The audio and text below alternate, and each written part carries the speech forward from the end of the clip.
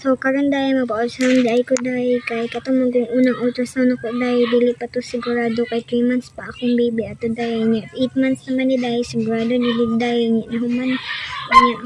day sayo kay ko naligo na day nya akong kauban day wa pa nakaligo day kay tinakayo ko diha day kay nakabalo na jud ko sa ginger sa akong anak day manan ako diha day sakto na na day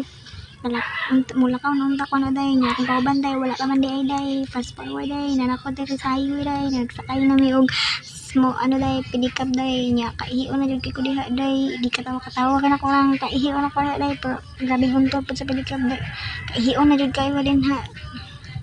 Fast forward pa day naabot ako day nya nakatupan pud mi day kay alas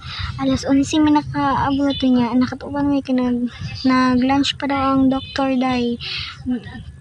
kahiyon kay kuday aham ko manghihiri ako balo kay kaduha pa na ko adto pero wala ko balo asang CR din ha so fast forward na po day nakauli na ko day ang gender sa ko na kay girl day dili day siya boy day nagtuo ko og boy kay katong first boy man daw nya dili day ito mali dito ang ultrasound day so karon day naglibot ko sa ipapangalan ako ana day katong kay